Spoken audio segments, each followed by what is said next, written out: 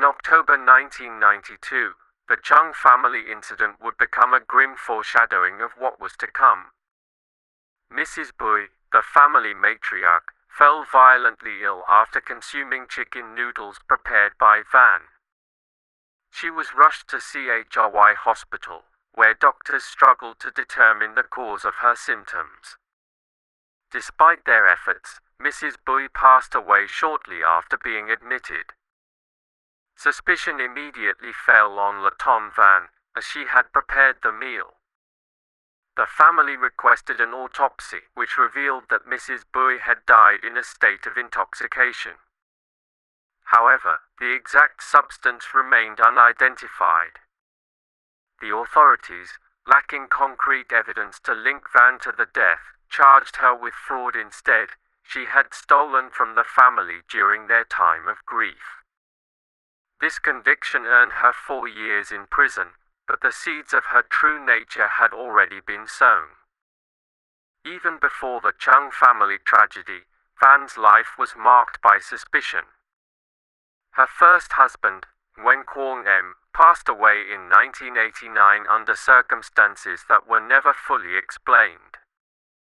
Only 2 years later, her second husband, Le Vien Min, suddenly died after being admitted to Nguyen Tri PHNG Hospital. Though the deaths were officially attributed to illness, whispers of foul play began to follow her. Her time in prison did little to rehabilitate her. If anything, it seemed to sharpen her cunning. Upon her release, Van sought new opportunities, not to rebuild her life, but to perfect her schemes. She began presenting herself as a well-educated, multilingual dental specialist, a woman of authority and trust. It was a lie that would prove deadly. In 1997, Laton Van's web of deceit extended beyond petty fraud. It was here, in the bustling halls of a military hospital, that she crossed paths with VNKHM, an unsuspecting connection who would unknowingly facilitate her next chapter of crimes. KHM, impressed by Van's polished demeanor and supposed credentials as a dental specialist, invited her to work at his family's dental clinic in Long Con. In Long Con, Van's charm captivated the small community, and it wasn't long before she married her third husband, Diu Dan Quang, an employee at the clinic. But trouble soon arose when KHM's elderly mother, Voth Lai, began voicing her discontent with Quang's performance, suggesting he be let go. Van saw this as a direct threat to her stability and decided to act.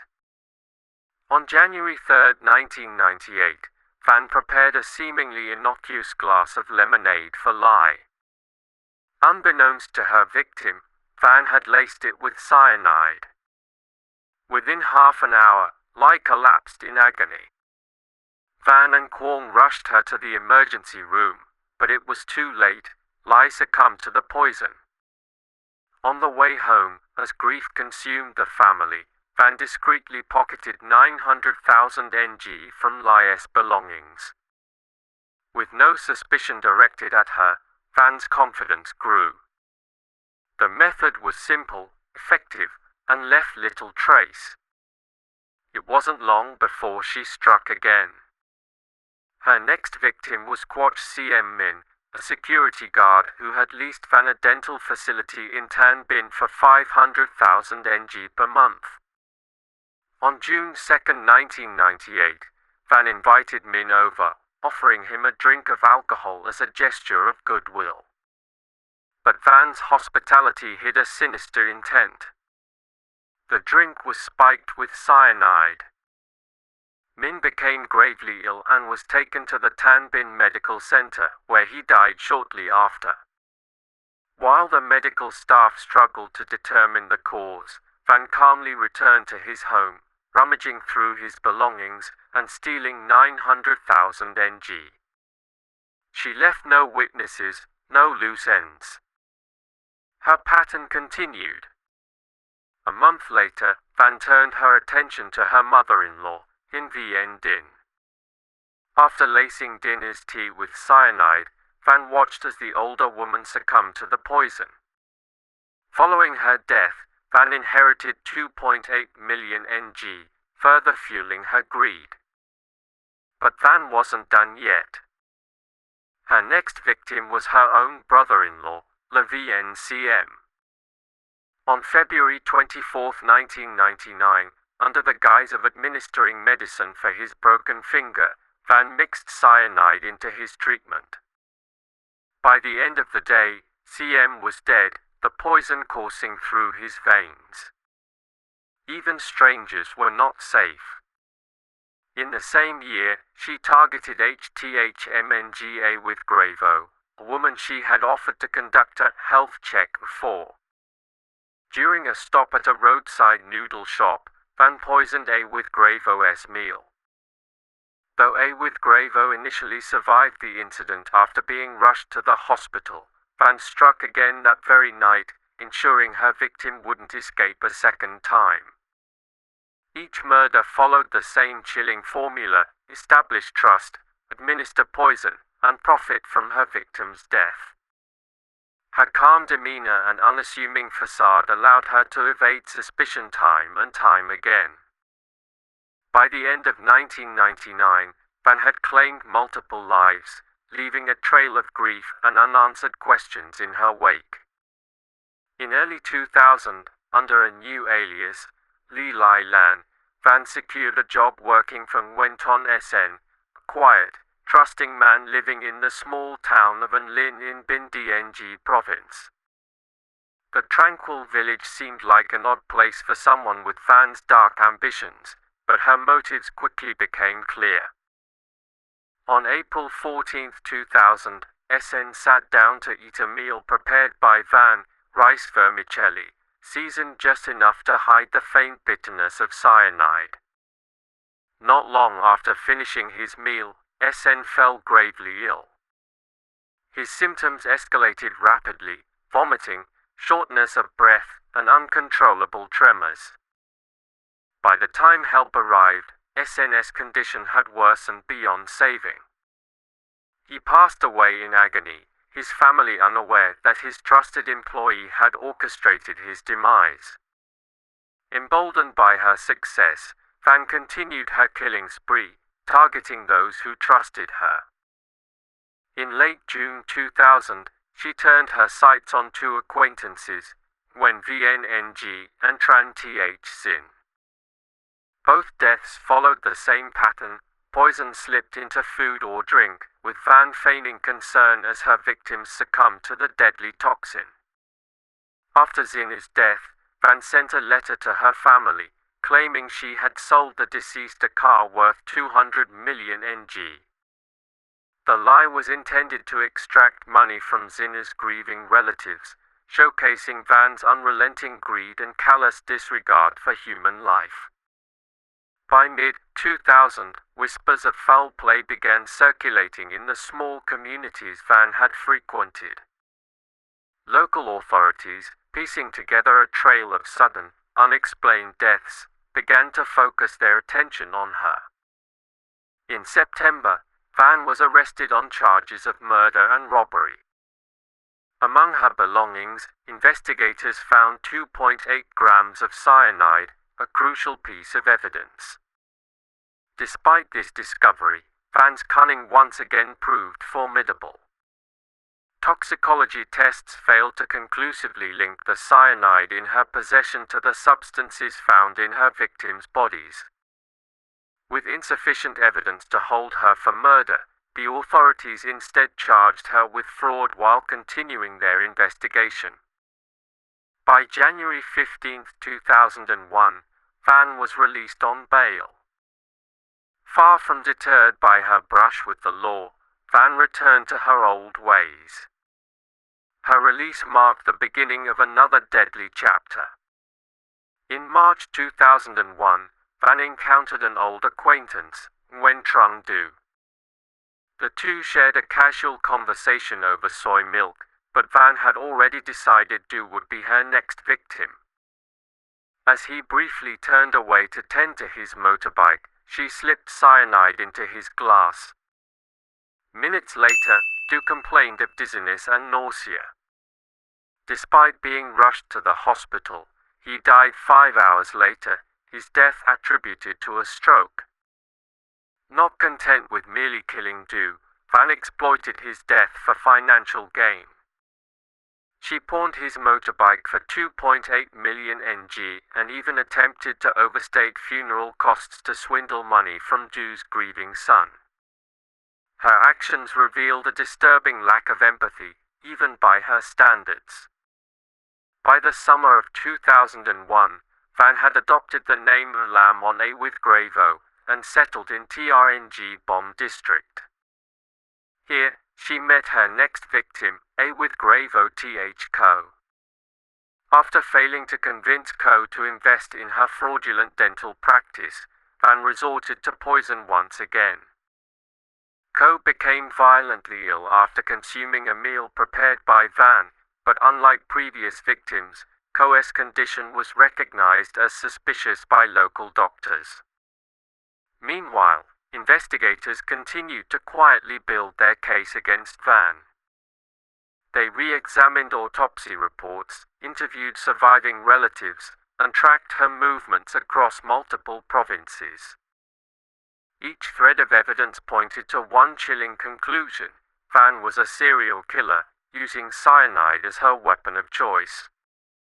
In August 2001, Van claimed 2 more lives: Tran Vien Khoi, whose motorbike she coveted, and Vai Th Ton, a woman she killed to take over her clothing store. Both murders followed her signature pattern: cyanide delivered with precision and a cold, calculating aftermath. With mounting evidence and growing public pressure, authorities finally moved in. On October 15, 2001, Van was arrested for illegal possession of poison. Though this charge was minor, it was enough to keep her in custody while investigators pieced together the full extent of her crimes. By early 2002, the pieces of Laton Van's chilling puzzle had finally come together. Investigators uncovered a trail of death, fraud, and deceit spanning years and multiple provinces.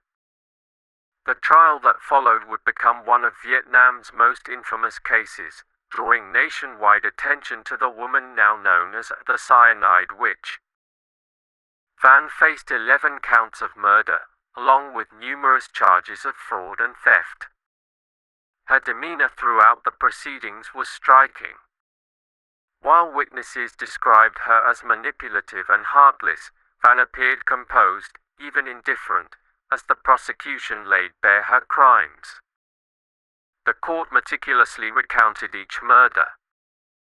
Witnesses testified about sudden illnesses and mysterious deaths. Families described the deep financial and emotional scars left behind.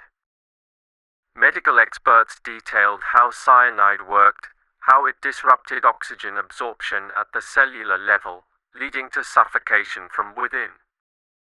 Evidence played a critical role. Traces of cyanide were found in Van's belongings, and forensic analysis linked it to the toxicology reports of several victims. Financial records revealed a pattern of theft and fraud, with Van stealing cash, motorbikes, and valuables from those she killed. Among the most harrowing moments were the victim impact statements. Families spoke of loved ones who had been healthy and vibrant before falling suddenly ill. Parents wept for children taken too soon. Their words painted a vivid picture of the devastation Van had wrought. Throughout the trial, Van maintained her innocence, claiming she had been framed or misunderstood. Her calm demeanor unnerved many, contrasting sharply with the overwhelming evidence against her. She even attempted to cast suspicion on others, suggesting that unrelated illnesses had been mistaken for poisoning. Medical experts debunked her claims. Cyanide poisoning is unmistakable, they explained, producing a unique combination of symptoms: seizures, difficulty breathing, and the distinct odor of bitter almonds. The consistency across cases left no room for doubt. In their closing argument, the prosecution described Van as a predator who exploited trust to further her greed. They painted her murders as calculated, methodical acts, each designed to eliminate obstacles or enrich herself at the expense of others. Van's defense hinged on questioning the reliability of evidence and the possibility of alternative explanations for the deaths. But the weight of the prosecution's case was overwhelming. After weeks of testimony and days of deliberation, the jury reached a verdict. On March 25, 2002, Van was found guilty on all counts. The judge condemned her actions as inhuman and reprehensible, sentencing her to death by firing squad, a punishment reserved for the most egregious crimes in Vietnam. The sentencing brought some closure to the families of her victims, but for many, the pain of their loss remained. Van showed no visible reaction as the sentence was read, her cold demeanor intact until the very end. While awaiting execution, Van was held in solitary confinement. Reports from prison staff described her as quiet and detached, spending most of her time writing letters or staring out of the small, barred window in her cell. Some speculated that she was unrepentant, while others believed she simply lacked the capacity for remorse. The trial left an indelible mark on Vietnam's legal and cultural landscape. It sparked debates about capital punishment, the role of forensic science, and the importance of safeguarding vulnerable communities from predators like Van. Though justice had been served, the scars of Van's crimes would linger for years. For the families of her victims, healing was a slow and painful process, marked by the haunting memory of lives cut short by betrayal and greed. LaTon Van's story serves as a stark reminder of the darkness that can hide behind even the most unassuming facades. Her actions earned her infamy, but her victims' stories remain the true legacy of her crimes, testaments to resilience in the face of unimaginable loss. After her conviction, LaTon Van awaited her fate in solitary confinement. Her name was etched into the annals of Vietnamese criminal history, but for her, the end was still to come. The once cunning Cyanide Witch now faced the inevitability of justice. In the months following her sentencing, Van's behavior remained eerily consistent. She was uncooperative during interviews and showed no signs of remorse. Instead, she spent her days writing letters. These were not apologies to the families of her victims, but appeals for clemency and requests for retrials, each more desperate than the last. Prison staff described her as an enigma. She rarely spoke unless it was to protest her innocence or demand to see a lawyer. Despite the severity of her crimes, she maintained an air of superiority, as if convinced she could outwit the justice system one last time. In late 2002, Van's legal team filed for clemency, citing a lack of direct evidence in some cases and arguing that her death sentence was too harsh. The hearing was brief. The judge, unmoved by her pleas, upheld the original verdict, stating that her crimes were premeditated, cruel, and showed no regard for human life. On the morning of October 17, 2003, Van was informed that her final appeal had been denied. Her execution was scheduled for the following week. The news spread quickly, reigniting public interest in the case. Newspapers recounted her crimes in grim detail, while opinion pieces debated the ethics of capital punishment. For the families of her victims, the announcement brought mixed emotions. Many felt a sense of closure, believing that justice had been served. Others struggled with the finality of it all, knowing that no punishment could bring back their loved ones. In her final days, Van remained defiant. She refused spiritual guidance, dismissing the priest who came to offer her last rites. When asked if she had any final words for the families of her victims, she responded with chilling indifference, "They can think whatever they want." October 24, 2003. The execution day arrived. At dawn, Van was escorted from her cell to the execution yard. Shackled at the wrists and ankles, she walked with her head held high, her expression blank. Witnesses described the scene as surreal, the silence broken only by the sound of her chains dragging across the ground. The process was swift. Bound to the execution pole, Van refused a blindfold, her eyes cold and unflinching as she stared straight ahead. The commands were given, and the gunshots rang out, marking the end of one of Vietnam's most notorious criminals. With her death, LaTon Van's reign of terror came to a definitive close. But the impact of her actions continued to ripple through the lives of those she had wronged. For the families of her victims, healing was a gradual process. Memorials were held to honor those lost, their names spoken aloud as a reminder of the lives stolen by greed and betrayal. Van's crimes had left deep scars, but the resilience of the survivors became a testament to the strength of the human spirit. Today, the story of the Cyanide Witch serves as both a cautionary tale and a grim chapter in Vietnam's history. Her case highlighted the importance of forensic science and the relentless pursuit of justice, ensuring that even the most cunning criminals could not escape accountability. The Cyanide Witch may be gone, but the lessons of her story remain. Trust, once broken, can leave wounds that take lifetimes to heal. The trial of LaTon Van in 2005 drew national attention. Media outlets flooded the courtrooms, capturing every grim detail of her decade-long killing spree. Journalists described the courtroom atmosphere as tense, with families of the victims clutching photos of their loved ones, their faces etched with grief and anger.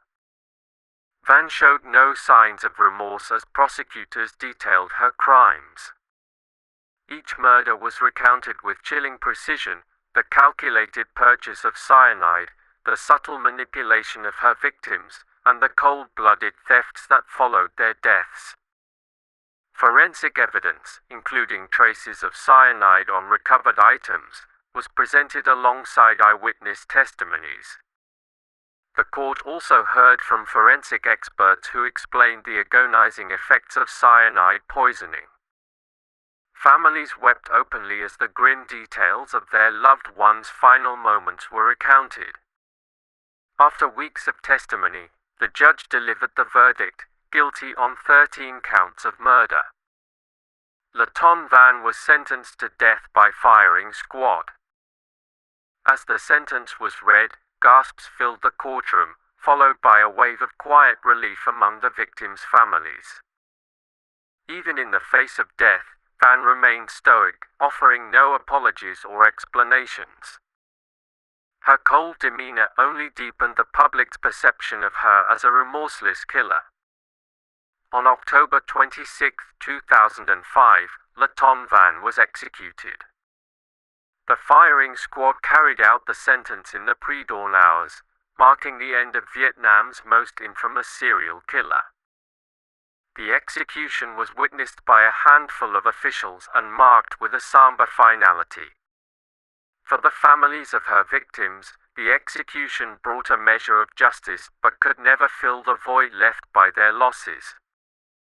Memorials were held across provinces, where communities gathered to mourn and remember those taken too soon. LaTon Van's story is a stark reminder of how greed and deception can spiral into unimaginable evil. Her name will forever be etched in history as a symbol of betrayal, cunning, and the ultimate price of justice.